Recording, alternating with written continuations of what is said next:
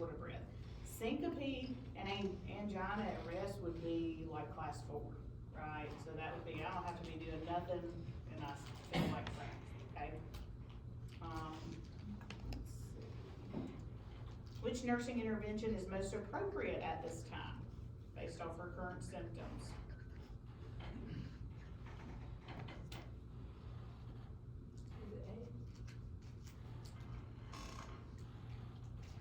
It's not B, it's in all. C. Wait, no, not Let me C. double check myself.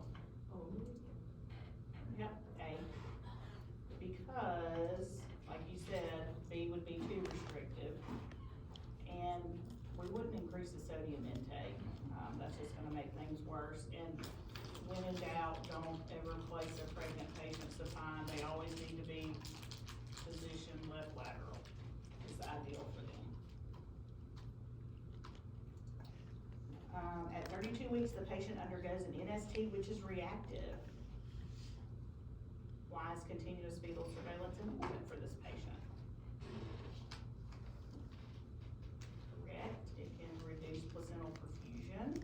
It's not gonna cause accelerated growth. In fact, it could cause intrauterine growth restriction. Maternal cardiac disease is not effective, is not true. And then cardiac medications can directly stimulate fetal heart rate. They usually are gonna bring the fetal heart rate down, depending on what medication she's on, beta blockers in particular. At 34 weeks, the patient calls the nurse stating, I feel like I cannot breathe, just walk into the bathroom. Current vitals, crackles in both lung bases, what's our priority nursing action? B. Give some oxygen, elevate the head of the bed. Not gonna encourage her to get up and walk around, she already says she feels like she can't breathe, just going to the bathroom. Not necessarily gonna do fluid restriction yet, but probably will at some point, notify the provider after we complete the assessment. We would do that, but the priority would be to elevate the head of the bed and administer some O2. Okay, so we get prescriptions from the doc for furosemide, digoxin, and metoprolol. What's the teaching point most important for this patient about digoxin therapy? A. What is that? Toxicity. Dig toxicity, very good. See, y'all remember all this stuff from perfusion, right? You do. You do. Okay, so a couple of other things I want to go back to under OB complications because I think it's important for y'all to know. Oh, there, that thing that is telling me that's gonna turn off. Okay.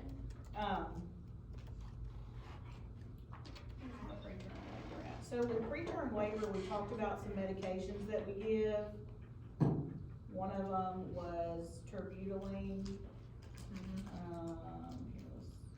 Okay, so the tocolytics that we give, terbutaline, we can also give mag sulfate, because again, what did we say mag does? It relaxes everything, so it'll relax the uterus for us too. But when we use it for preterm labor, we're also using it as a neuroprotection for baby, because we're trying to keep that baby in as long as possible. And so a lot of times MAG can be very helpful, especially after 32 weeks, because after 32 weeks, we cannot give indomethacin, also known as Indocin. And when we talk about congenital heart defects, that'll make more sense, but essentially, you can't give Indocin after 32 weeks because you could prematurely close the ductus arteriosus. And if y'all ever remember, you know, when y'all were first learning about babies in 114, fetal circulation is different from when they come out, right? So they're not using their lungs, they're bypassing their lungs, they're shunting with these ductus arteriosus in the foramen or valley. So if we close it prematurely when they're still in utero, then we're gonna have a problem. So, because they still need it to be open at that point. But now, let's say they're born and their PDA doesn't close like it normally should in 24 to 48 hours. We're a week out and we still got this big old PDA. We're gonna need to close it then, so then we'll give the baby Indocin to close it. likes to ask about those kind of things too. Alright, and amniotic fluid embolism, did we talk about this last week? Okay, so, this is very rare, you don't often see it, probably seen one in like 18 years of being a nurse. They changed the name recently to anaphylactoid syndrome of pregnancy. We still abbreviate it, so it's either amniotic fluid embolism, a lot of times you'll still see that on exams, or ASP. The reason they changed the name is because it isn't always due to an actual amniotic fluid embolism. It could be due to just maternal circulation, like amniotic fluid getting in there and going through the placental bed, and that leads to cardiorespiratory collapse. So kind of more similar to an anaphylactic reaction.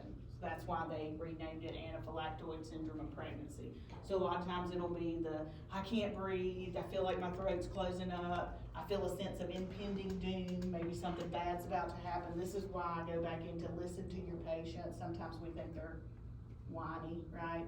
But listen to your patient, because this is very important to have prompt diagnosis.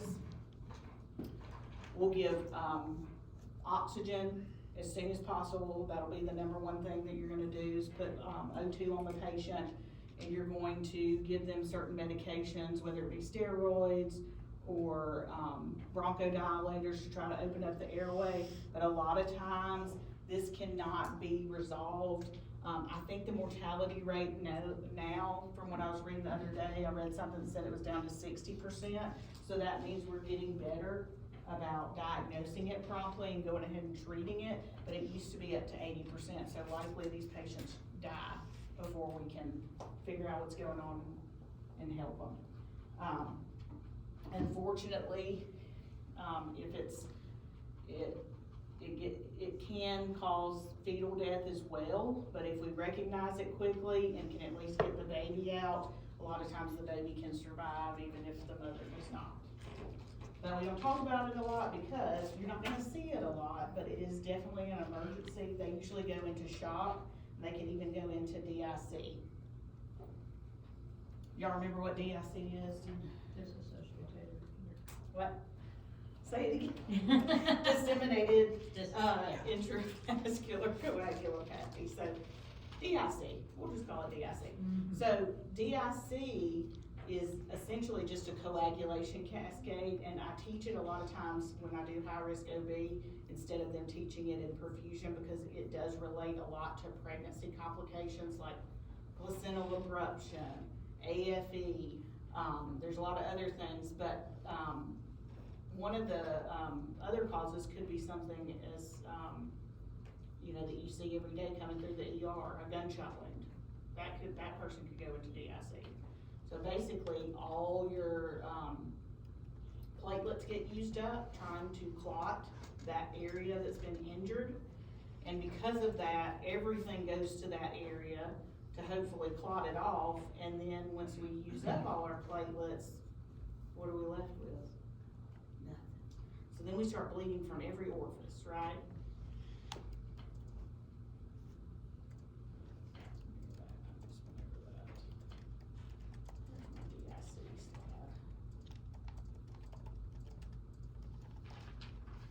So those are some other complications. So can be sepsis, people with acute fatty liver disease or significant cirrhosis of the liver can go into DIC, because what's your liver do? Does it help with clotting? Mhm. Yeah, so you can easily go into DIC from that, but a lot of times you see it more related to obstetric complications like postpartum hemorrhage, abruption, the severe hypertensive disorder. So your patients that become severely preeclamptic are going to help. They're at high risk for DIC.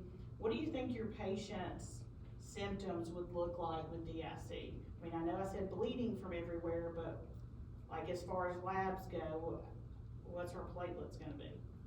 Less than 100,000. Usually less than 100,000. We can also have blood in our urine. We can also have petechia. Y'all remember what petechia looks like? The little rash. So just remember that, and that's another thing that we have to give like promptly treat this with as many blood products as possible. So we're gonna give packed red blood cells, we're gonna give, fresh frozen plasma, we're also gonna give cryoprecipitates. We're gonna throw everything at them that we possibly can to treat the DIC to get that coagulation cascade to stop. If we, are successful, they may look like you could pop them like a balloon, cause they're gonna start third spacing out all that fluid we gave them, but eventually they will get better. They're gonna spend some time in ICU though. They're not gonna stay on the labor and delivery floor.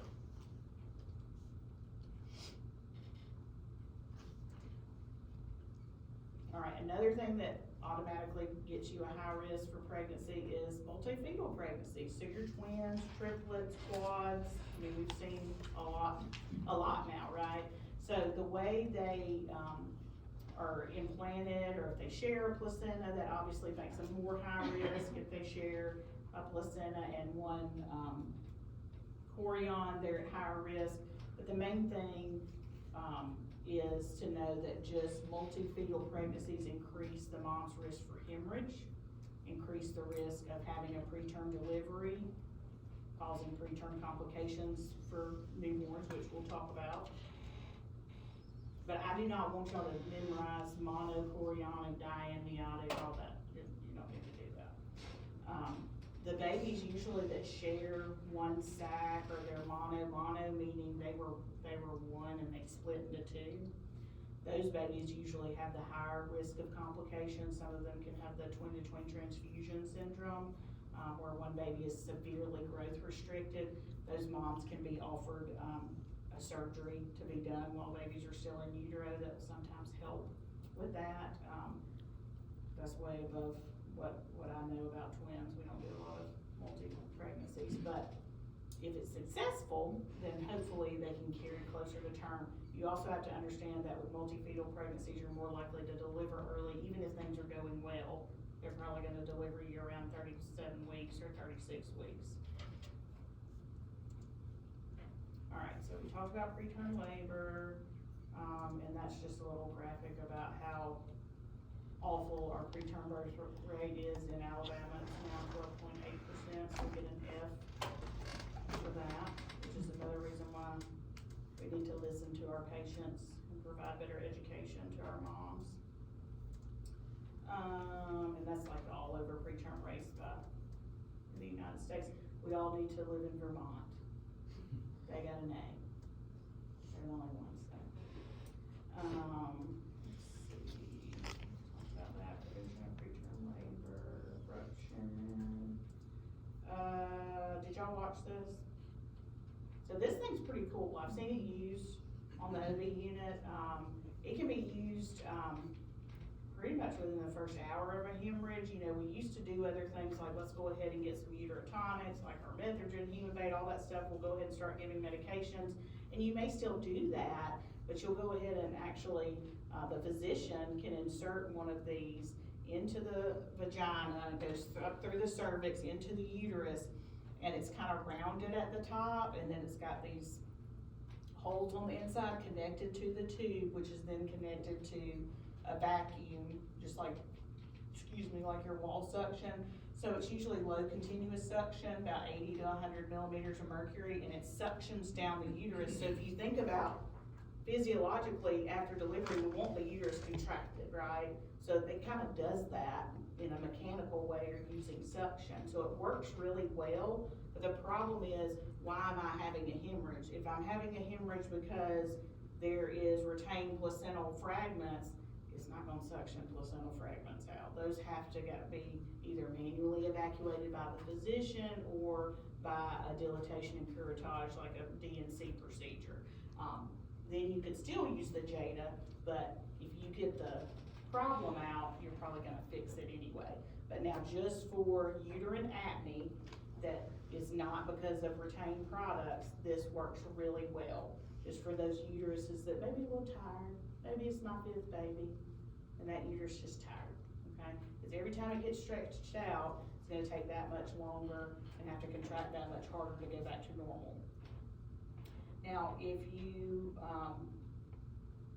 also, if you have a hemorrhage, but you notice every time you massage the fundus, it's firm, it's midline, it's at the level of the umbilicus right after delivery, which is normal. But I'm getting this constant steady trickle. What do I think's going on? Circle laceration, or just a really bad deep vaginal wall laceration. It's not to say that physicians they don't purposely not see things, but sometimes you don't notice things until after the fact because there's a lot going on down there. There's a lot of bleeding and lochia, and it's hard to visualize those lacerations, okay? So the physician can come back in, repair that, and put some vaginal packing in. So Jada would not be helpful for that. We actually had last semester, one of the OBs was telling me about one of her patients that they did put the Jada in, but they called her back because of the cervical seal that sits right there and puts pressure there. It just kept filling with blood, and it just kept pouring out and pouring out. Well, it turned out there was a cervical laceration, but it was actually an artery, one of those little spiral arteries that comes down. So it was bleeding like crazy. So she actually had to go in and repair it and put some packing in. That's not as common, but that was another indicator. Okay, we put this Jada device in, but now we still have all this oozing coming from around it, so we know it's not necessarily the uterus there. There's different causes for hemorrhage. Gestational diabetes, I talked to you all about that. Now, it is important to note that with gestational diabetes or just being diabetic when you're pregnant, you can take insulin. You can be on PO, anti-diabetic drugs like metformin, or you could just be diet controlled. Because you really have to be diet controlled if you say you're gonna do that. So you really have to be mindful, check your sugars when they want you to, which typically for a pregnant patient, you're gonna wanna check them in the morning for a fasting, and then they're gonna need to check them postprandial, meaning after meals. Because, yeah, my blood sugar might be great in the morning, but after I eat those pancakes, I shouldn't be eating pancakes, number one, but, you know. You realize how much education you have to give people too, because people don't think of bread as turning straight into glucose. So eating 4 pieces of pizza just because you didn't eat chocolate or some sugar doesn't mean that your blood sugar's not gonna go up. So this gives you a list of like maternal effects, fetal effects, so make sure y'all go back and listen if y'all haven't. So this is your mnemonic for shoulder dystocia. It's an easy way to remember it. Call for help, evaluate for episiotomy, the physician will do that. Legs, McRoberts maneuver, so legs back. These women are probably gonna have a lot of hip pain when this is all said and done, because you've really tried to open up their pelvis, so usually the next day they have trouble moving around. External pressure, suprapubic pressure, see where her fist is, right up above the pubic bone. And then these rotational maneuvers are done by the physician. Like the wood screw, you aren't necessarily required to know that, they're on there. Remove the posterior arm, or if all of these things are not working, we then roll the patient to their hands and knees. 9 times out of 10, this all works and you don't have to do that, but if you roll them to their hands and knees, imagine how difficult that can be if they have an epidural. You're gonna need a lot of people to help you, but sometimes that can rotate the baby if you roll them to their hands and knees. Prolapsed cord. So, let's say you have a patient that's laboring and the doctor comes in and says, I'm gonna break your water and see if we can get things moving. Well, so they break the water, they perform the amniotomy, and then the baby starts to descend, but the cord starts coming out before the baby. So you see some big old late D cells. That's typically what you're gonna see on the monitor. And you go, I need to check on that patient. So you go check them and you feel that pulsating cord. What do you need to do? Keep your hand there. Keep your hand there. So you have the not so fun task of not leaving the patient. You can use your other hand, hit the call light and say, I got a cord. That's all you gotta say. The room will fill up. You keep your hand there. You take the 2 fingers that you've got inside the vagina and you put pressure on the presenting part. Hopefully that's the head. You're trying to keep pressure off the cord. That's why you're putting that little bit of pressure on the presenting part. So little counter pressure pushing up on the fetal head until it's delivered, meaning you ride on the stretcher to the stat C-section, you're draped with the patient, and you don't come out from under there until the doctor has made that incision and started to take the baby out. And they'll tell you when you can come out. Okay, so if you find the cord, you're stuck, okay? Sometimes in rare cases, it will be hanging completely out. If you see like a port, like say you pull the covers back and it's sitting there, Hessie likes to ask you about that. You need to cover it with a moist towel, if that's all you got, or like a moist gauze, okay, to keep that moist. But your main job when you find that cord after you've done that vaginal exam is to keep pushing up on that presenting part, okay? You can Trendelenburg them, but the priority is gonna be to keep the cord from being compressed by the head or whatever's coming out first. And then they're gonna go for stat C-section. It's pretty quick. I know I make it sound like but it's gonna feel like a lifetime to you if you're the one stuck there. So, but you're performing life-saving measures. It's necessary. All right, now presentation of fetus, so why we have C-sections, right? I don't typically ask y'all about positioning, but just make sure you understand the basics. If your baby's breech, typically that's not gonna work out. You're gonna have to have a C-section. Sometimes the doctor will offer something called an external version. Sometimes it works, sometimes that baby's stubborn and flips right back. So that's done when they're on continuous fetal monitoring, they're in the hospital having that done, so that way, if something were to happen, they could go to an emergency C-section, and they'll do it around 37 weeks. And I've seen some do great, and then some, they do it and it's successful, and then they come back the next week and the baby's unflipped again, so.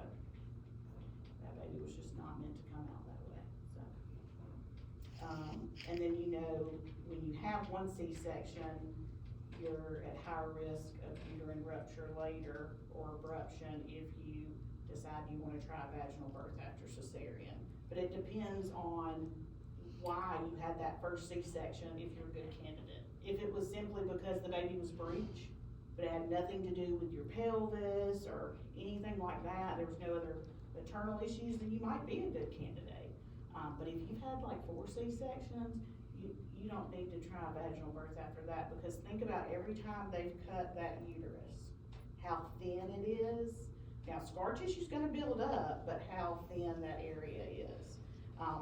And I've had a mom, it was only her second kid, she came in because she was having some lower abdominal pain and she was scheduled for a C-section like 2 days later. Well, they did her repeat C-section when they saw like the baby was having some D cells, they went ahead and did it. And then they said when they got in there that the baby's head was already coming through her old incision on the uterus. So sometimes it just happens even if you weren't trying to do that. So that little bit of labor just for that particular patient caused that incision to open. Pre-op meds, okay. So we're gonna talk about baby stuff. And I'm gonna do these case studies because I want some of y'all listen to this lecture, but then we'll go through these too, so y'all don't fret. All right.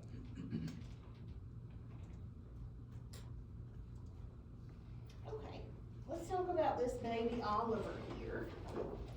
Oh, he was born early. He was 26 weeks. He was born early because mom had a placental abruption. So he's been in the NICU for the last 7 weeks. What does that make him, 34 weeks now? He's required mechanical ventilation with a high FiO2 and is now on a nasal cannula at 3 liters a minute. The NICU nurse performs an assessment, notes the following. So he's 90% on 3 liters. Intermittent grunting noted with retraction, so that indicates a little bit of distress there. Requires 2 feedings because he it's supposed to say cannot tolerate PO. So he's diagnosed with bronchopulmonary dysplasia. Bronchopulmonary dysplasia is something that happens when infants are on prolonged amounts of oxygen, usually greater than 28 days. They're higher risk when it's done by mechanical ventilation, but regardless of how it's given, it puts them at risk. But if we think about it, we're gonna try and wean off of a vent and get them on some less invasive, if we can, some non-invasive positive pressure or non-invasive CPAP.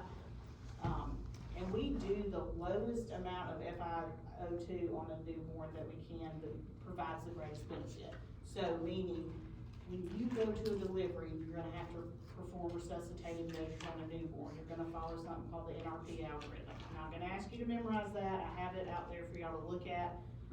But just to let you know, when you are providing respiratory support, you're gonna start not at 100% oxygen, start around 30%, and then titrate up and down from there. Because if you give a baby 100% right at delivery, you're gonna blow a lung, you're gonna cause a pneumo, okay? So that's why we start off low and then work our way up.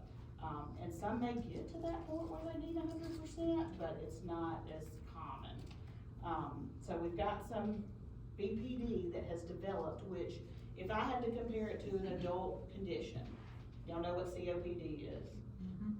Pretty much everybody on the med-surg floor that ever smoked got COPD, right? So COPD, when that scarring occurs from all the smoking and they damaged all that alveoli, it's kind of like that, but it's been damaged by chronic hypoxia and chronic use of oxygen. So you have to go back to thinking of oxygen as a medication. We still have to titrate it, still have to use the lowest amount we can that provides the greatest benefit, but it can cause scarring in the lungs, which essentially, if you think about bronchopulmonary dysplasia, that just means abnormal cells, right? In the bronchopulmonary area, so the bronchial and the lungs. So what tends to happen is these babies, whenever they do go home from the NICU, they may still be on some flow with a nasal cannula, but they'll require some medications. What kind of medications do we give patients with COPD? Albuterol. What else? Steroids. So for these babies, hydrocortisone is that steroid of choice. What else? If they're retaining fluid. Sometimes we give furosemide, diuretics. So same type of treatment. Obviously our dosage will be different, but same type of treatment. All right. Which factor most likely contributed to baby Oliver's development of BPD? D. That's right. So smart. Okay. He continues to require low flow continuous oxygen via nasal cannula and has been experiencing increasing fatigue when they try to POV. So a lot of times what you'll see with these babies is they'll place an OG2 down for decompression while they're on continuous oxygen, and then they'll feed them through the OG2, but they may at some point, as the oxygen is decreased, like if they need less, they'll start trying to give them food from the tube and then by mouth. But they'll wear themselves out trying to eat by mouth, so we have to be very delicate with that, and a lot of times you'll end up giving majority of the feed through the tube and then some by mouth. The goal is to work their way up to taking the complete feed by mouth, but they're gonna have to be up on oxygen. What is the priority nursing diagnosis for baby Oliver? What's more important right now? I did just talk about nutrition, but gas exchange is most important right now. But yes, imbalanced nutrition would be another one, but this one, the impaired gas exchange is most important.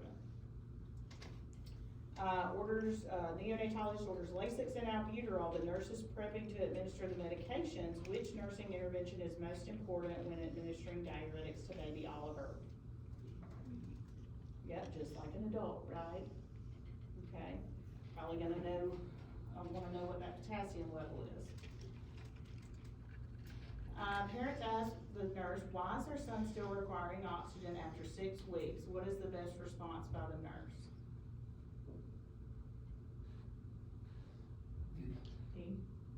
A. D. Your son has scarring in his lungs from required long-term oxygen therapy. Important for them to know it was required for them to stay with us, okay? So we needed the oxygen. If we say the supplemental oxygen has damaged his lungs and should be discontinued, then they're gonna be sitting there going, well, why have you been giving it to them? Why haven't you stopped? You're You're not gonna say that. You wouldn't want to say his condition will improve over the next 48 hours. It may. Never give timelines in the hospital, period, but especially in the NICU, because parents hang on to every word you say, and if you say your baby will be able to go home in 48 hours, by golly, they better be able to go home in 48 hours. That's not always the case, right?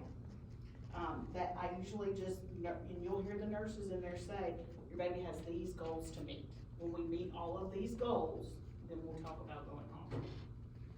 So don't give a timeline, and then your baby's too weak to breathe on his own. That's just insulting, kinda to the dad more than anything. Usually the dad will be like, what do you say? You know. But there is something called, wimpy white boy syndrome. And it is a true statistic that white males do the worst if they're born prematurely, especially with respiratory issues, and black females do the best. So, and then the others fall in between. But I never tell a patient, you just got you a wimpy white boy. But I had a wimpy white boy, and he had to have antibiotics, and he had a fever and all the things.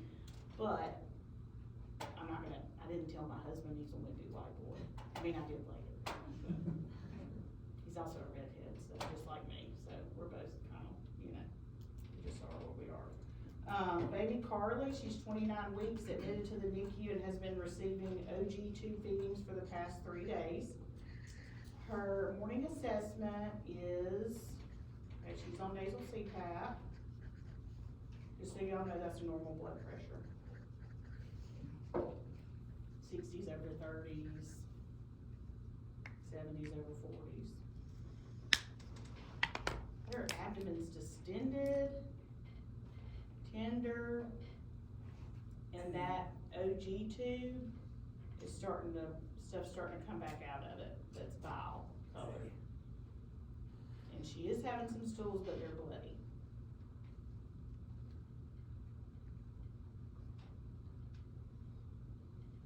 So what's most consistent with necrotizing enterocolitis? A. The bloody stools, increasing bowel residuals. What happens when a baby gets necrotizing enterocolitis? Do we need to keep feeding them? Not even through the tube. Nothing PO, nothing through the OG, no enteral feedings. We need to keep them in PO. We need to start measuring their abdominal circumference more frequently, and I will tell y'all, I'm not gonna expect you to know what a normal abdominal circumference is. I would just say it's increasing or decreasing. You'll be looking at gastric residuals. You may keep the tube down to check that, but you're not gonna be feeding them through the tube. Bowel sounds are usually going to be more hypoactive, especially if you end up with a piece of that bowel dying. And in some cases, they end up needing to have surgery to remove that. May or may not end up having to have a colostomy. A lot of times if they do, it's something they can reverse later, especially if it happens as a neonate. But typically, you're gonna see a lot of distension. I don't know if y'all saw on that other slide how that baby's belly looked. Let's go back to this baby. I mean, that's really bad. You'll notice before, obviously, that occurs. And the other thing you have to note is this doesn't really occur right after delivery. It takes about 3 or 4 days. You'll start noticing this. And not every baby gets necrotizing enterocolitis, don't get me wrong, but you can develop it, especially more preterm you are, the more higher risk you are, because their gut's essentially sterile. So anything you're giving them can have a negative impact, whether it's breast milk or formula. Obviously, breast milk would be better, right? But some people don't plan on breastfeeding, and that's their choice. So you may see some bloody stools, bright green emesis that looks like bile. Treatment will be antibiotics, IV fluids, eventually TPN as well, and then surgery if you actually have a piece of the bowel that dies. So those babies are pretty sick. Okay. The neonatologist changes baby Carly to NPO. The OG tube is left in place for decompression. What is the priority nursing intervention once the neonate is placed in PO? C. Start IV fluids and prepare for parenteral nutrition, yes. Not gonna place them prone, they probably couldn't tolerate that with that distended abdomen. Labs are completed which shows leukopenia and metabolic acidosis and an elevated SED rate. SED rate is another inflammatory marker we look at for infection. Abdominal x-ray confirms pneumatosis intestinalis. You're not gonna have to know that, it's just a fancy word for gas in the bowel wall. Which nursing intervention is most appropriate for managing neck in this neonate? B. B. Monitor abdominal girth and bowel sounds regularly. Alright, the baby begins to show worsening abdominal distension, increased gastric residuals, signs of sepsis, because they can develop sepsis with this. The pediatric gastroenterologist discusses the possibility of a bowel resection. Which complication is the nurse most concerned about if surgical bowel resection is required? Short bowel syndrome. I'm not gonna ever ask you about this. This was a good case study, but I usually don't ask about short bowel syndrome. The parents express fear and guilt about their daughter's condition and upcoming surgery. What is the most therapeutic response by the nurse? Yeah, it's unpredictable. And like I said, it's usually gonna happen, day 4 to 8, and it doesn't happen to every premature baby, but if you're premature, you're definitely at higher risk. I think D is kind of rude. You should consider genetic testing before having, and don't worry, your daughter's condition will resolve, that's false reassurance. And then it's not caused by lack of folic acid. That's not why we end up with that. All right, baby Caden. He just delivered spontaneous vaginal delivery. He's currently receiving oxygen via nasal CPAP for respiratory distress syndrome. At 24 hours of life, the nurse notices that he's becoming lethargic. He has a bulging anterior fontanelle and he's experiencing episodes of apnea and bradycardia. The nurse notifies the neonatologist who orders a cranial ultrasound stat, which reveals a grade 2 intraventricular hemorrhage. Okay, so this is important to note that can happen to any baby, but you're at higher risk when you're preterm because your vessels are not very well protected the more preterm you are. You're very, the vessels there in the cerebral vessels are very fragile. So, also, if you're having to give excess amount of oxygen for a long period of time, or even just a short period, the more preterm you are, you can increase your risk for IVH. Now they grade them grade 1 through 4. Grades 1 and 2 are the smaller bleeds that may resolve on their own. But grades 3 and 4, because the bleeding is so significant in that germinal matrix of the brain, they typically are going to have long-lasting damage if they survive. So we're talking like cerebral palsy and basically gonna need total care.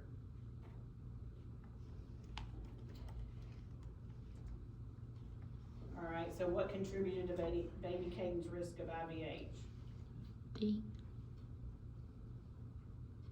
Fragile cerebral vessels and prematurity, that's right.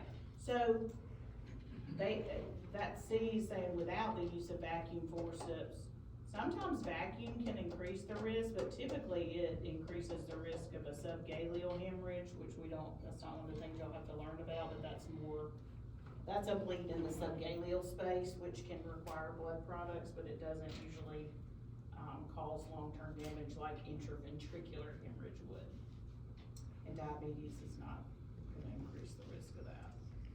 Neonate remains on CPAP but develops increased apnea spells greater than 20 seconds. So a true apnea spell in a neonate is gonna be 20 seconds or longer. Because you gotta think about if you go over there and you're assessing your baby and you see the monitor and they start having a little apnea, but then a couple seconds later they go back to breathing normally, they have what we call periodic breathing, and that is very normal. And even in newborns as well, but if their O2 sat drops and they're also having long periods greater than 20 seconds, that is a true apnea. So this baby has that and decreased muscle tone. The neonatologist orders Q2 neuro checks and supportive care. What's the priority nursing assessment for this baby with IVH? B. B. Okay, so we don't want increased intracranial pressure, and we want to keep that head stable. We don't want to do a lot of manipulation, and just like in an adult ICU, you guys don't go in there and constantly bother those patients. You cluster your care, right? So you go in there for brief periods of time, but you keep the head midline. You can elevate their head about 30 degrees, but you don't need to elevate it more than that, okay? Alright, so when we're teaching the patients about grade 2 IVH, what's most accurate? The parents, not the patient, sorry. So D, it typically resolves without long-term effects. Typically. And honestly, if I was gonna talk to somebody about IVH, I'd want the doctor talking to them more than I'm talking to them. Over the next 36 hours, baby Caden exhibits signs of increasing head circumference and widened sutures. So we've got some pressure building up and post-hemorrhagic hydrocephalus. But what's most important at this time?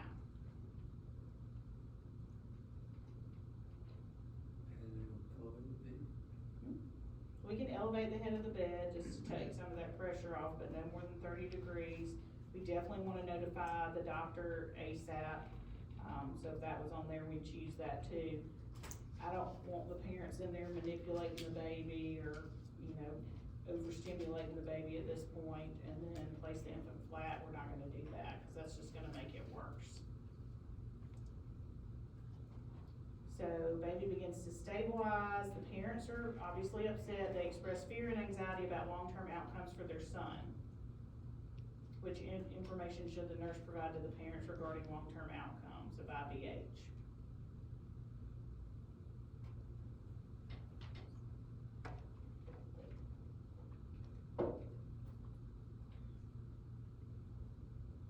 C.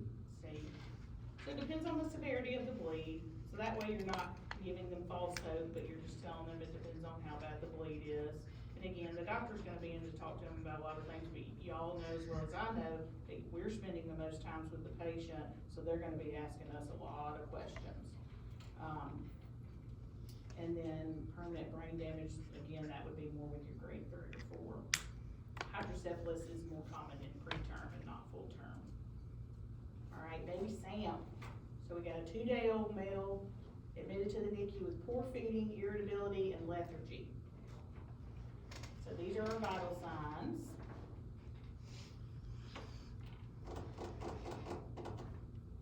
Well, let's not do this one yet, because we have to do something else first.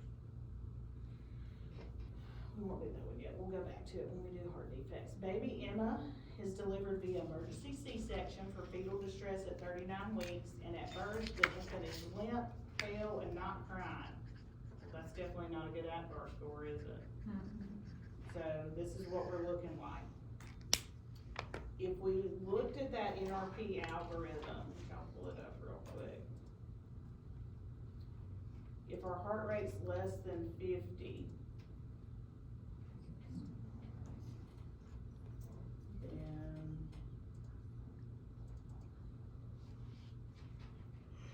heart rate less than 100, heart rate below 60, what do I need to do? PPV, and if that's not effective, then we'll go to chest compressions. If the heart rate's below 100, go ahead and start with the PPV. And 9 times out of 10, if you will correct the respiratory distress that's going on initially, their heart rate will come up and you won't have to do chest compressions. It's actually very rare to do them on neonates versus an adult. Y'all know when you're learning about BLS and ACLS, it's all about go ahead, chest compressions, We don't do that immediately on a newborn or a neonate. We're gonna look at their respiratory status first. If our heart rate's below 100, because remember what's normal, 110 to 160, if it's below 100, we're gonna go ahead with PPV, so positive pressure ventilation. And if that brings the heart rate up, great, we'll continue with that. And make sure we have good chest movement.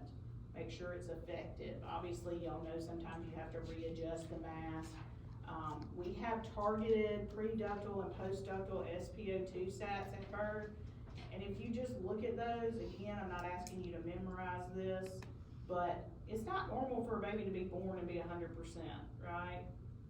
Because again, they're shunting. They don't use their lungs just yet. So at 1 minute of life, if we're at 60 to 65% SpO2, that's good. We'll just keep on rocking. If we get to 4 minutes of life and I'm still 60 to 65%, then I'm doing something wrong. Or I need to increase the amount of oxygen or PEEP or flow or something, okay? Very rarely do you end up having to do chest compressions. And then in rare cases, maybe like a placental abruption, for instance, where a baby has significant blood loss, you may have to have the doctor put in umbilical venous catheter and provide fluids for resuscitation as well. And sometimes IV epi, or really through the UVC. Okay? So that's just something to think about and look at when you're going through this. All right, what is the first step? C. C, dry warm position, stimulate the infant. So typically, if you've ever watched a delivery, you're gonna see them, a lot of times we throw them up on the chest, skin to skin, but you're gonna see that nursery nurse or delivery team nurse that's attending to the baby, they're gonna be pretty vigorously rubbing the baby with warm blankets, wiping them down good, making sure they hear them cry. They may suction their mouth and then nose, so remember that, suction the mouth and nose.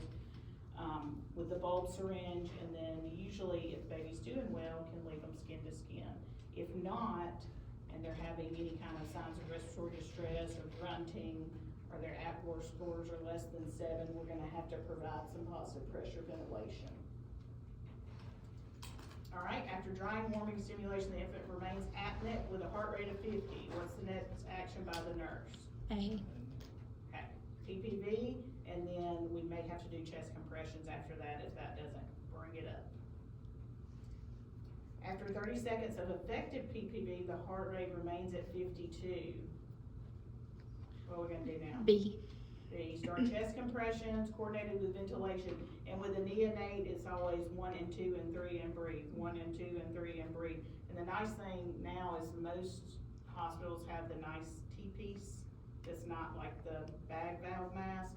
So that little T-piece resuscitator has the little mask, goes around the baby, but it's just, you just take your finger and you're just 1 and 2 and 3 and breathe, 1 and 2. So you're giving flow that way and you're giving PEEP that way. You don't have to constantly squeeze the bag, because what we also know about babies, if we're squeezing the crap out of that bag, we're gonna pop a lung and we're gonna cause a pneumo, okay? So we have to be a little bit less vigorous than we would be with an adult. After 60 seconds of compressions, the heart rate's now 85. What is the next step according to the NRP algorithm? Well, we're at 85, so we can stop compressions, but we're gonna continue PPV, right? Additional 30 seconds of PPV, baby Emma begins to have spontaneous breathing, color improves, and heart rate is now 120. What's the priority post-resuscitation action? Go to the NICU. Goodbye. You're going to the NICU. You work in the NICU, your baby's going to the NICU, so they can get post-resuscitative care. And hopefully, if they can come off oxygen sooner rather than later, they're gonna put some flow on them, even if it's just nasal cannula or nasal CPAP, but hopefully they can get that off sooner rather than later. All right. Y'all need a break, or can we do heart defects? Keep going.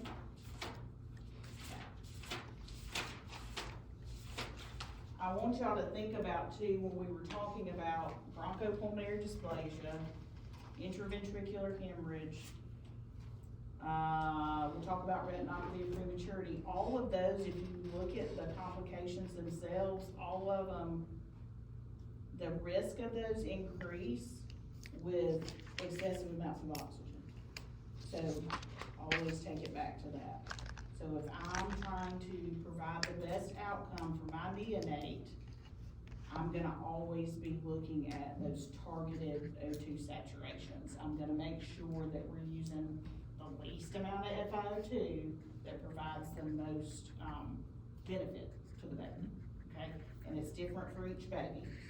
But retinopathy of prematurity, you don't see that as often. There's not as much for y'all to know about that. But I will say that these babies, when they're premature, they're at high risk of retinal detachment. So retinopathy of prematurity, we classify that into 4 stages. Stage 1 being the least amount of separation of the retina. Stage 4 being completely detached retina, which those infants are more likely to need corrective surgery later, and then probably lifelong, corrective lenses, glasses.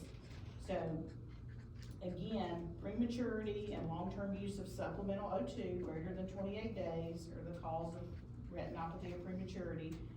One of the things that you would see if you were to do, use the ophthalmoscope and look in the baby's eyes, instead of seeing a red reflex, you would see a white pupil. Also, they can have cataracts and little hemorrhages in the back of the eye where that vitreous humor is. And then they can also have strabismus. What's strabismus? Cross-eyed. Just basically they look cross-eyed. Treatment for that is laser or cryotherapy, and these patients have to be followed closely by a pediatric ophthalmologist, so they're gonna need serial eye exams. So if we think about when you get a patient admitted to the NICU, the more preterm they are, the more specialists they're gonna be, okay? They're gonna need somebody to do head ultrasounds. They're gonna need somebody to do eye exams that are serial eye exams at 4 weeks of life and up, just to make sure that they're not developing retinopathy of prematurity. This is why even when you have a NICU, if you don't have the other specialists in the area, you still end up having to follow up in other areas, like Birmingham would be closest here. All right, and then spina bifida. Let's talk about that real quick. And we'll do the heart defects.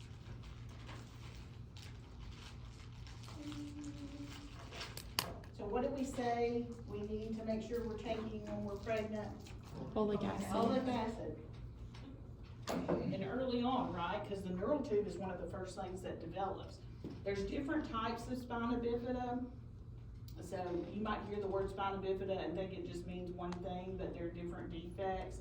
So depending on how severe it is, you can have something called a myelomeningocele, which is the most severe, or a meningocele. Or you can have spina bifida occulta. So if you notice meningocele, it's covered by the skin, right?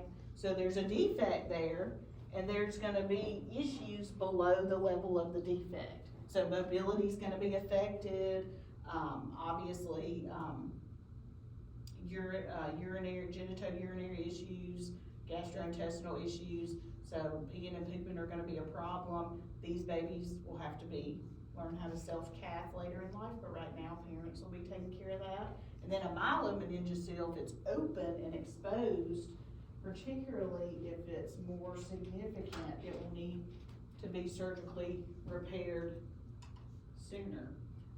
So spina bifida occulta, so defect of the vertebral body but not protruding out. So meningocele would be the meninges and everything herniate, so you'll see that bulge. And the sac may be visible in the lumbar region. Most are covered by the skin. But when you get to a myelomeningocele, these are the more severe and the ones that Hesse likes to ask about, that look like that. So this is typically going to be seen on a prenatal ultrasound. So if a mom is getting good prenatal care, when you get that 20-week anatomy scan, you should see this. You probably see it before then. If we know that's going to happen, we're not having a vaginal delivery, okay? So we don't want any trauma to the sac. So remember that. Hesse and NCLEX are both big about no trauma to the sac. We've got to cover that with a moist, sterile saline gauze. We've got to keep that area as clean as possible. So how are we gonna position this baby? Prone. And we'll have to feed them in like a sideline position until we can have the surgery. And then when we have the surgery, it's just like any other surgical incision. You're gonna have to monitor that area for signs and symptoms of infection. redness, swelling, all of those. Sometimes when they have myelomeningocele, they'll be accompanied with other defects that are congenital, like clubfoot. And the way to tell, obviously, is with diagnostic testing, but a lot of times if you're doing a physical exam on the baby, and you're just looking at their extremities and you think their foot's clubbed, it could just be positional. But if you can't move it back to its normal neutral position, then you definitely need to let the pediatrician know, so they can get an x-ray on that. Cause if it won't move at all, it probably is a true club foot. They can also get hydrocephalus. Just think about all the pressure that's occurring there, so the increased intracranial pressure. So we have to do surgery to close it, but it won't cure the deficits below the defect. So it's important when you're educating parents and they try to say stuff like, oh, I can't wait till it's repaired and they'll be able to walk and do it. They're not going to, okay? So they're gonna have lifelong neurological deficits and mobility issues. No cases, like I said, if you've had good prenatal care and y'all know about it ahead of time, then you can plan to do a C-section, prevent trauma to the sac, infection prevention. So these babies, sometimes you can't diaper them as well. So they may put, like, if y'all have ever seen a really preterm baby born and they put something that looks like a Ziploc bag around them to keep them warm, they might do something similar with this until they can repair the defect, just to keep the crib area clean. But that way they're not covering it with an actual diaper. So we'll monitor for hydrocephalus, and then do surgical correction of the defect, and then educate the parents on how we're gonna care for this after the fact. So we'll have some orthopedic deformities, because y'all know if you can't use your lower extremities, what happens? You get like contractures, and when y'all went over growth and development, y'all talked about CP, right? Mm-hmm. So those, a lot of times you'll have braces and things like that to hopefully prevent some of those contractures from occurring. Neurogenic bladder, so as the baby grows, the parents will be self-cathing, but then they'll have to teach them when they get older to minimize risk of infection. And again, care is determined by the severity of the defect. Higher level of defect, more significant issues. But typically you're gonna see that down at the bottom.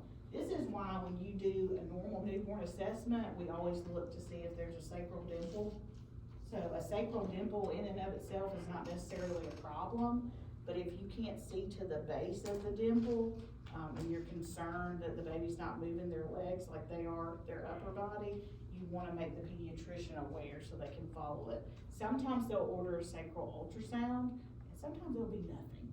So just because a baby has a sacral dimple doesn't mean that they have any kind of defect, but it could mean in some cases that they have like a tethered cord, especially if you see a deep dimple with like a tuft of hair and these little pitchfork lines right above the top of the butt crack there.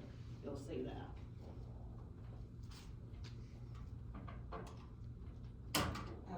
Oh. Did y'all talk about this with psych at all? At any point? Okay, so not gonna ask you to memorize a form, but just know that when moms have substance abuse issues, in particular opioids, cause neonatal abstinence syndrome.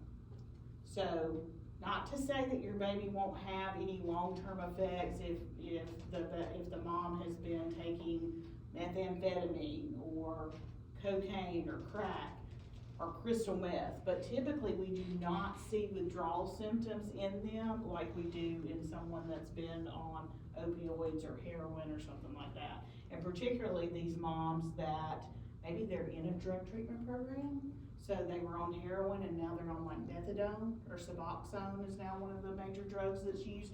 The thought process behind switching to Suboxone was like, this drug's gonna be so much better and it's not gonna produce the same withdrawal symptoms. Well, it's worse. It produces even more withdrawal symptoms. So it didn't do exactly what we thought it would do, but it is still, you know, commendable that mom is trying to make herself better. The other thing to consider here is, when did she stop doing or taking her Suboxone before she delivered? Because withdrawal symptoms are not really gonna show up for the first 3 to 5 days. So a lot of times, if we know ahead of time and mom has been very compliant and informative and has said, look, I'm taking this Suboxone, or I've abused this drug, or whatever, then we're gonna automatically say, okay, we're gonna keep this baby for at least 3 days. Because if you take this baby home and they start having severe withdrawal symptoms, they could end up back in the hospital. And we sometimes have to give them drugs for withdrawal. So we do frequent assessments. We do a neonatal abstinence score, usually every 2 to 4 hours, depending on if they're out in the room with mom or if they're in a neonatal intensive care unit. So these are some of the major symptoms that you would see with neonatal abstinence syndrome. There's also a little form here. This is what the paper form looks like. This is built into most of the computer charting systems now in the hospital, so they get a score based on how well they sleep between feeds.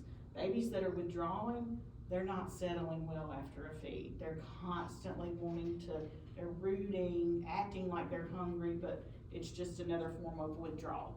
So they don't sleep well between feeds, they're hyperactive, and they may have, be really hyper-reflexive. You know, most babies that are normal newborns, they're flexed at delivery, right? But you can move them around. These babies are like little balls of stress.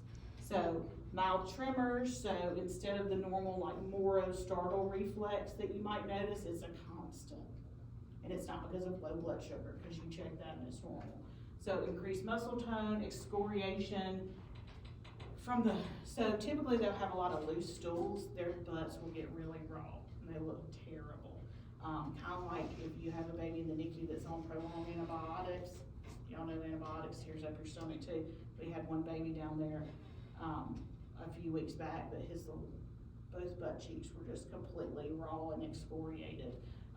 But it's, you know, painful for them. So lots of creams, butt paste, fever. They can kind of continue to run a low-grade fever. Frequent yawning or sneezing. So when a baby's born, they do sneeze some to get rid of some excess fluid, but this would be like constant sneezing. Sweating. A newborn's not supposed to sweat. Nasal stuffiness, so constantly sounding like they have congestion in their upper airway, and then tachypnea, so they're constantly breathing fast because they're just so, you know, their central nervous system is so heightened at that point. So some facilities will do morphine. Most of the time that's what I've seen in the NICUs, and they base the dosing off of the score and the baby's weight. So if you get, let's say you're doing your scores on your shift and you get 2 scores that are greater than 8, you're gonna have to notify the doctor, and a lot of those babies are gonna end up, if they're not already in the NICU, they're gonna go to the NICU and be placed on morphine. And then they'll be on the morphine until they can wean that down, just like a mother withdrawing. So these babies typically stay in the hospital for anywhere from 4 to 6 weeks, especially if they have to be on medication. It's not a fun thing to watch. You know, it's like anybody else withdrawing, it's one of those, it's helpless. Alright, so let's go to, also, just one quick note about this slide. I do not want y'all to memorize this right here. I just want y'all to understand that if a baby is born to a mom with gestational diabetes, or if a baby's born small for gestational age or large for gestational age, and you do a blood sugar and it's less than 40, you have to do something about it, okay? Our goal is 40 or greater for a newborn. If we're below 40, but my baby is like chill, laying on mom, skin to skin, no respiratory distress, no jitteriness, no signs of no symptoms of the hypoglycemia, I can feed that baby, right? They're breathing normally. If I go and check on that same baby and their blood sugar's low, less than 40, and I also notice that they are tachypnic and they are having nasal flaring and retractions, that baby does not need to be fed because of the risk of aspiration, okay?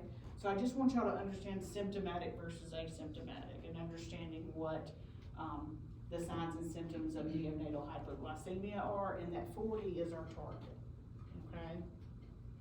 I don't want y'all to get down in the weeds on this, because depends on where you work, you're gonna have some long protocol you gotta follow that may not look exactly like this. But our target is 40 for them. And then based on their symptoms, whether or not we can feed them. Alright, let's do heart defects. Y'all hanging in there with me? That sounds so good. Alright, so, I try to make this as simple as possible. There's a ton of different congenital heart defects. We cover about 6, because those are the ones that either HESI or NCLEX is most likely to test you guys on. So, just know that nobody's expecting y'all to listen to a heart rate on a baby, hear something funny and go, oh, that's an ASD. You don't have to do that. About the only thing I can readily hear is a PDA, because it's so loud. And the reason it's loud is because a lot of times you'll hear a patent ductus arteriosus when it's trying to close. So this is one of the holes that I talked about where blood is shunted, so it can bypass the lungs, but we still get good perfusion out to the rest of the body. So it's an acyanotic heart defect. So that's what I want y'all to know about a PDA. It's an acyanotic heart defect, and it typically closes on its own within 24 to 48 hours.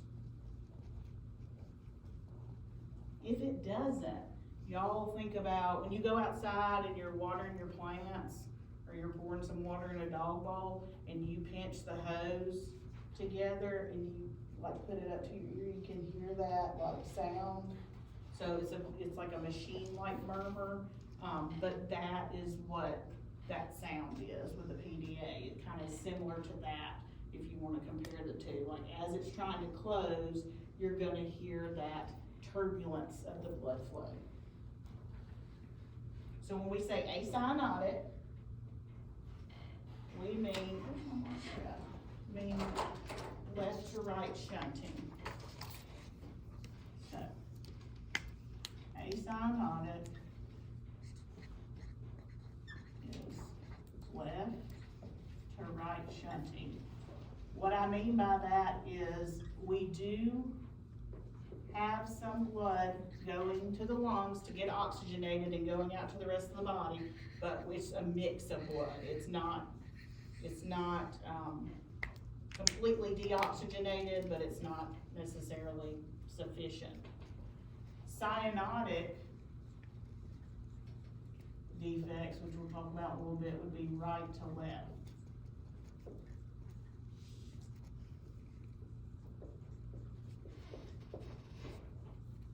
Okay, so let's go back to the PDA, acyanotic. I will tell you how it sounds. It sounds like a machine-like murmur. There's increased cardiac workload on the left side of the heart, which causes increased pulmonary flow, so increased pressure in the lungs, which can cause the heart to enlarge. So you may see some cardiac enlargement. So acyanotic also means increased pulmonary flow.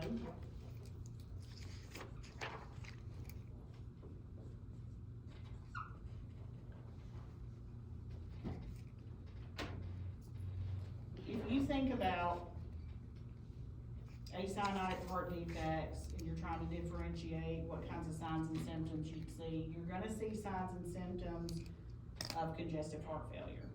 What do we see with congestive heart failure? Edema, good.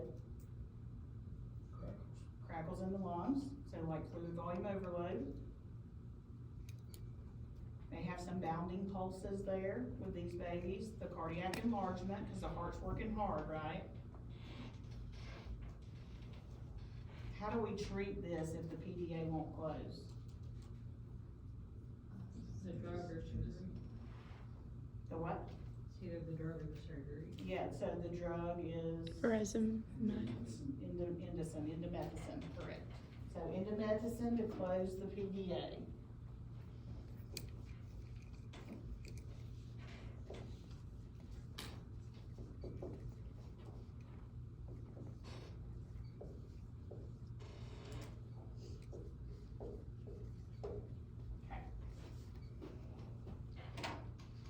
There's another procedure that can be done.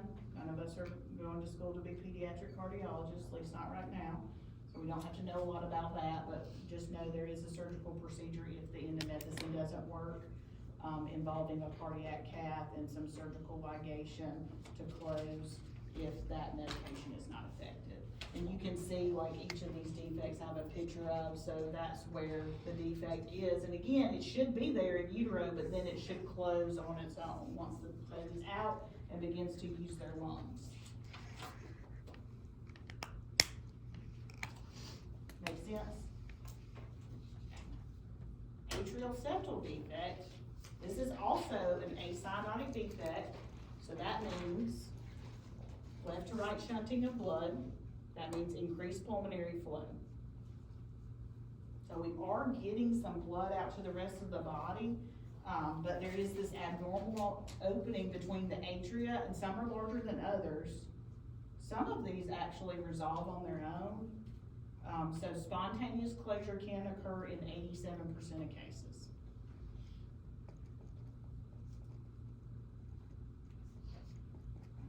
These kids, if it's not a large defect, may not have any symptoms until they're about 3 or 4 years old.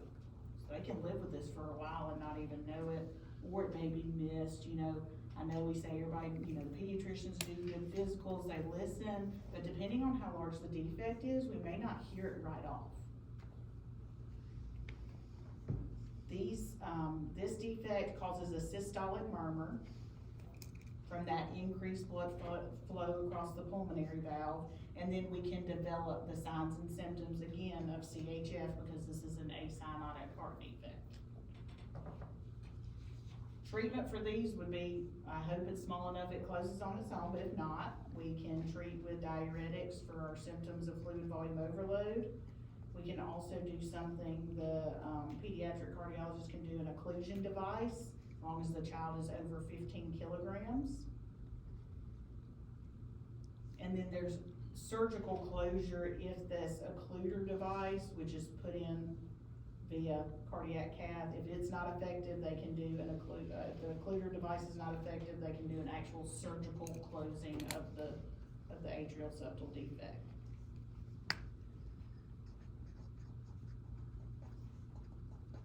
Again, my thing is, like, when you're listening to babies, you wanna listen to as many as you possibly can, but if you hear something funny, just say, can somebody else come listen to this baby? Maybe somebody that's a little more seasoned, and if they hear it too, then you know it's not in your head. And then you can have the pediatrician listen. Now, it is not unusual for you to hear a PDA, and then the next day the pediatrician listen and not hear anything because it closed on its own. And these atrial septal defects can do that too. So don't feel like you're crazy if you're hearing something funky one day and not the next.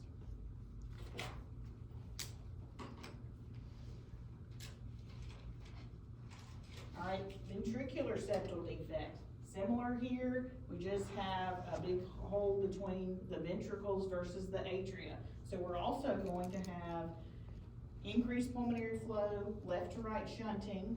This is your most common type of heart defect. You hear a lot more about kids having VSDs than anything else.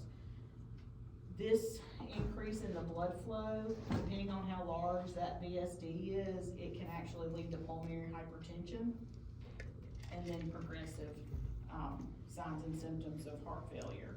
So at first they may be asymptomatic, but as it progresses and leads to pulmonary hypertension, signs and symptoms of CHF will develop. They'll also have a, do y'all remember an assessment in 112? Think all the way back to 112. Remember when you could feel a thrill? You can feel a thrill in that ventricle area. So when you're listening to the heart, you would hear a diastolic murmur, and you could you have a palpable thrill. You also may have something called an S3 gallop. But just remember that VSD and the palpable thrill. Some of these close on their own, again, depending on how large they are, so 35 to 60% can close on their own. So we're gonna manage the signs and symptoms of heart failure, and also this can be closed with the occluder device or suture or patch closure if that's not effective.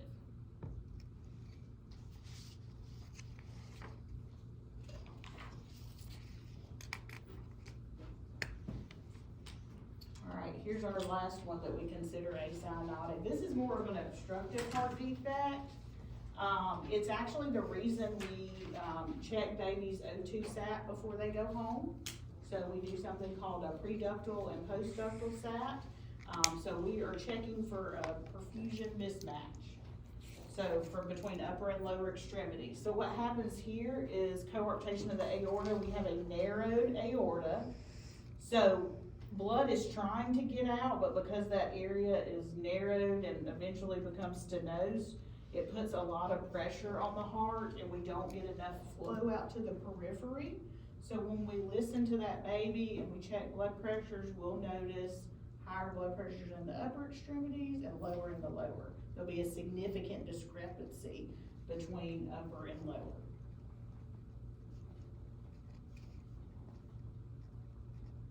There'll also be a significant discrepancy between that upper sat and lower sat. So let's say I put the O2 sat monitor and I'm checking and it's on the right wrist and it's 99%.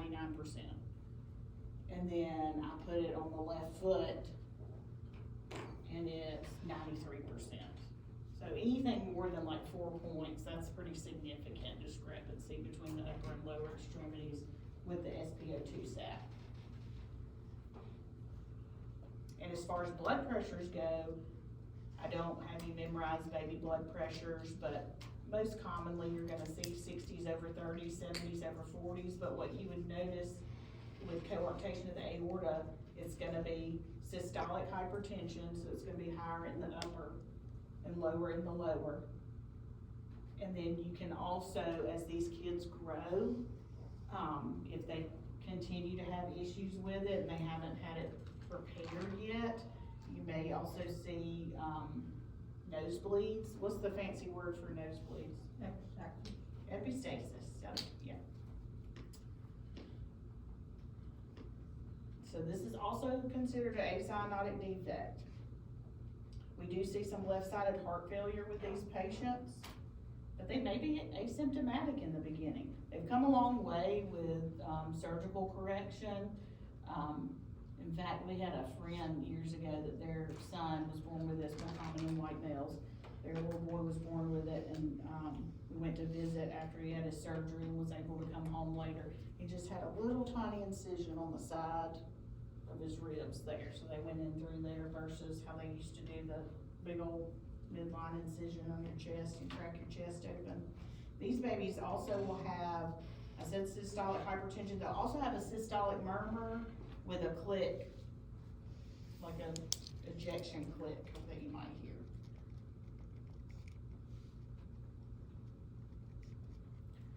So if we're just thinking through the blood flow of the heart, if I have a baby with coarctation of the aorta, and I know that's what they have going on, so that aorta is narrowed and I need more blood to go out to the periphery, what might I want to keep open? What was supposed to close after delivery? PDA. So I might want to keep that open so I can get more blood out to the rest of the body. So if I want to keep it open, there's a medication I can give called prostaglandin.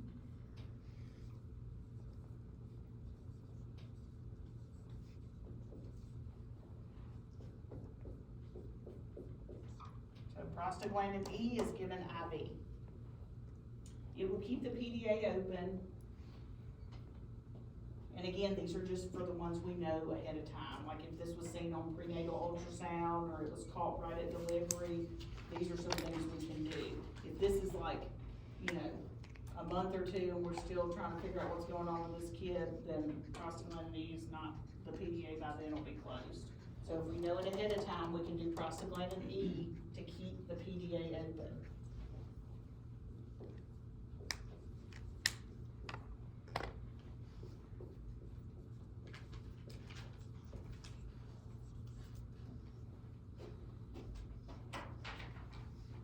Other thing we can do, if our prostaglandin E is not effective, we can do surgical management shortly after diagnosis. And they'll go in and place something there to obviously open up that narrowed aorta and keep that open. But if we keep the PDA open, because we're aware of this ahead of time, and we can go ahead and give the prostaglandin E, then that's gonna help push more blood out to the lower extremities and help the pressure, decrease in the upper and then normalize more in the lower. So coarctation of the aorta, remember, higher pressure in the upper extremities, lower in the lower. So systolic hypertension. Systolic murmur with an ejection click.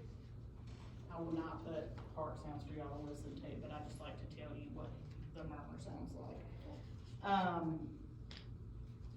Left-sided heart failure can occur. And we're gonna give prostaglandin E to keep the PDA open. Also, the older the child is, they can experience nosebleeds because of the increased pressure in the upper body.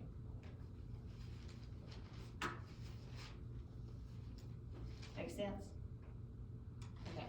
Tetralogy of Fallot, we're only doing two cyanotic defects.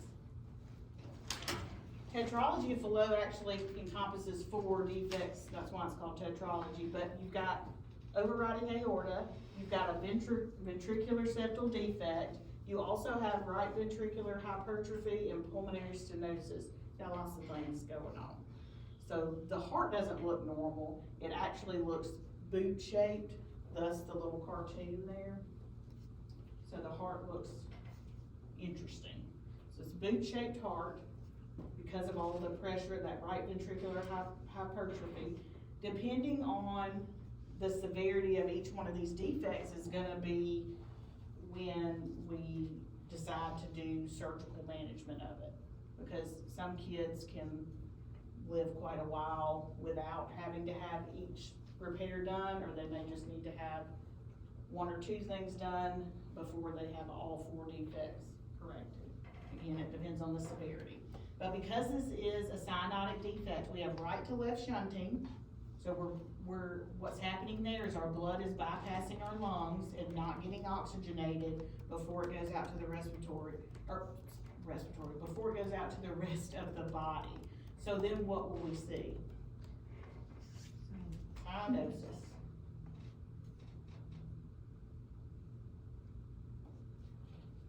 And these kids have extreme what they call hypercyanotic spells or TET spells.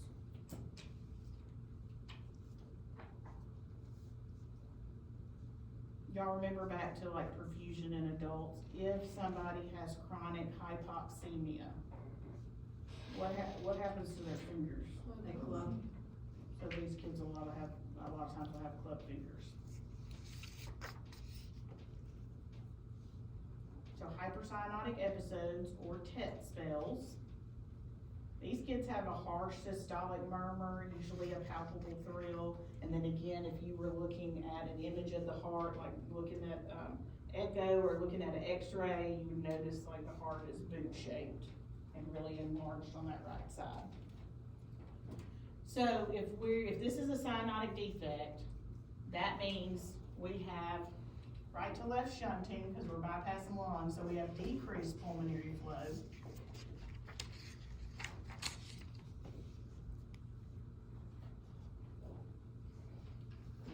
What could we do to help this child? If we know ahead of time that we're gonna have tetralogy of Fallot.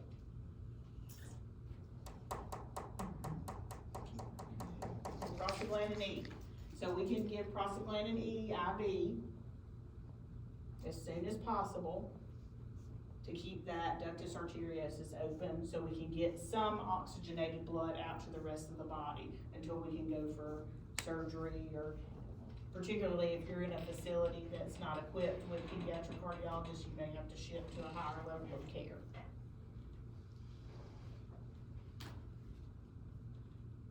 Also, they may put these kids on propranolol. That helps prevent some of those hypercyanotic spells because it's a vasodilator. And they'll usually do surgery between 3 and 12 months of age, depending again on how severe the defect is, and what corrective measures they need to take right away. The other thing that you'll hear a lot talked about is placing the child in knee chest position. So these are the kids, they may be running around on the playground at daycare and you see them all of a sudden squat down, and they get cyanotic. They're trying to push blood back up to their heart, so they assume a knee to chest position. So that would be something like if you were a school nurse, you hope somebody's parent tells you that way ahead of time, so you're not freaked out when they have a tet spell and sit in a squatting position. So with the decreased pulmonary flow, you have decreased cardiac output.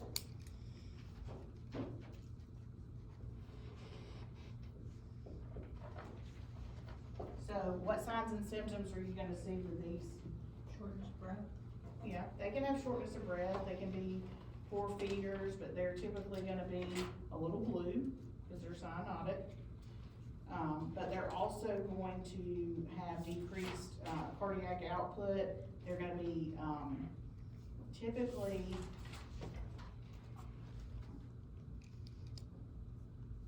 they're gonna I always say that wrong, syncopal episodes or dizzy spells, syncope.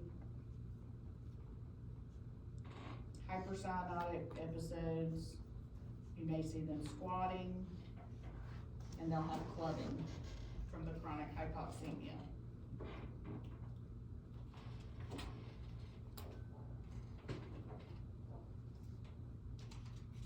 The last one is transposition of the great vessels. Sounds just like it is. So basically, here's a healthy heart. Here's your aorta, pulmonary artery. Here is a transposition heart where it's flipped. So the aorta and the pulmonary artery are switched. So that definitely has to be surgically repaired as soon as possible. These kids are usually cyanotic at birth. The other thing to think about when we think about a cyanotic birth defect, when these babies are born, let's say someone comes in, doesn't have prenatal care, and their baby has this. But you don't know it because you're just there doing the delivery, you're assessing the baby, you're attending to the newborn, and you keep giving them oxygen, but it's not helping.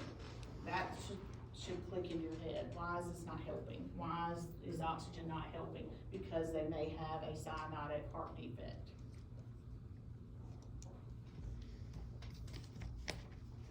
So you're still gonna give them oxygen, but it doesn't seem to matter how much you give. It's not really gonna help until we get this surgically fixed.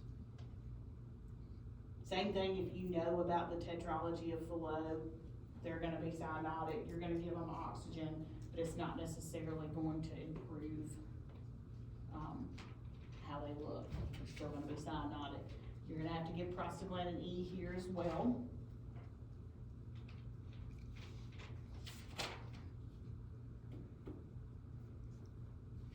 So again, like I said, you'll give O2, you'll notice it won't help much, but you're still gonna give it, and surgical management with the arterial switch procedure. These babies are usually pretty acidotic as well.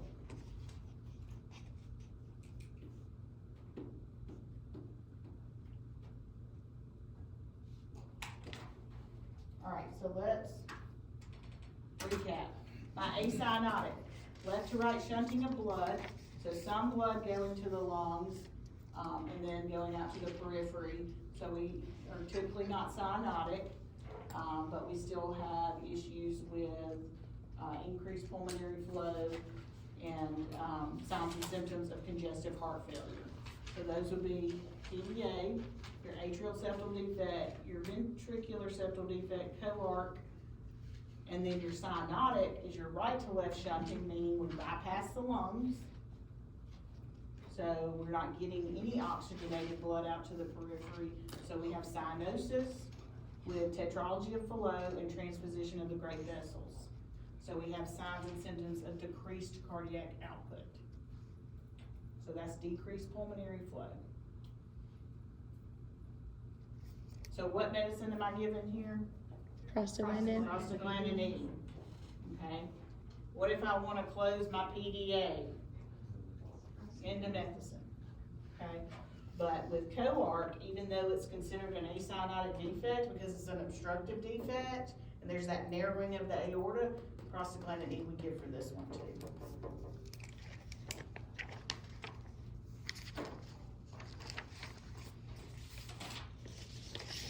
And then these usually help you remember that as well. So, increased pulmonary flow with your acyanotic defects. I'm not blue, I'm just tired all the time. These babies are typically very fatigued. They're poor feeders because they poop out really quickly when you're trying to feed them. They're just tired. They'll have, whatever kind of heart murmur depending on the defect that I told you about. Increased risk for endocarditis, so they'll need to be pre-medicated for all their, any kind of procedures with antibiotics. And then symptoms of CHF, they may be growth restricted, which goes right along with the poor feedings. They're not gonna grow like they need to if they've got, acyanotic defects, depending on how severe they are. And then your cyanotic, you'll see squatting, cyanosis, clubbing, syncopal episodes.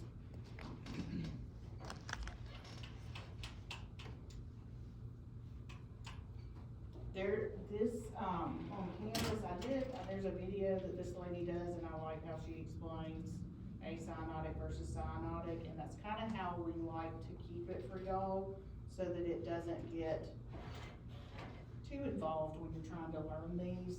There is also this sheet right here that is super helpful. It even gives you hints about, TET spells, because Hezzy loves to ask about a TET spell, and somebody squatting on the playground, okay? Know the direction of the shunt, that's how you know what type of defect you have. Remember, increased pulmonary flow is left to right, your acyanotic. Decreased pulmonary flow is right to left, okay? Most of these, if not all, will be diagnosed with echo.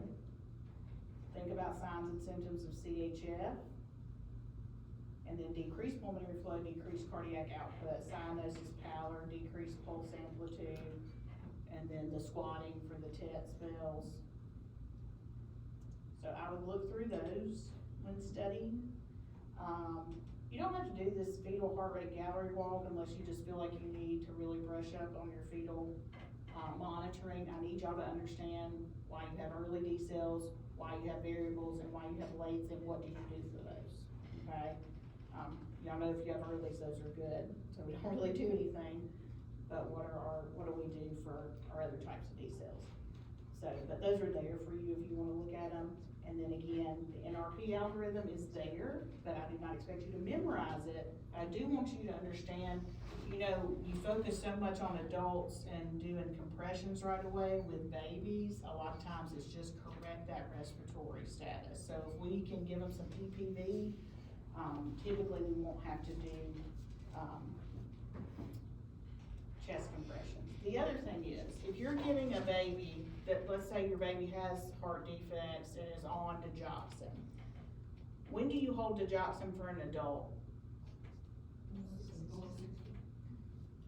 When do you think you'd hold it for a baby? Less than 100. I'm not saying I'm asking about that, but I've seen that somewhere before, so. If y'all wanna go back through your case studies and look at those, the answers are in there. Also, if you like looking at fetal monitoring, there is that website that gives you quizzes. The Hezzy hints, I don't need y'all to review those much before your unit test, but I would definitely review it before the HESI, okay? And then this is just like an overview I made that basically puts it in the study guide format, just makes terms and medications and things. So if that helps y'all, great. If you don't want it, that's fine. Other thing is your Saunders book's probably your best bet as far as reviewing, if you need to read up on anything, cause that's gonna give you more information than your HESI book will. So, what questions do y'all have for me? It's a lot of information. Yeah. Well, then go home and let it marinate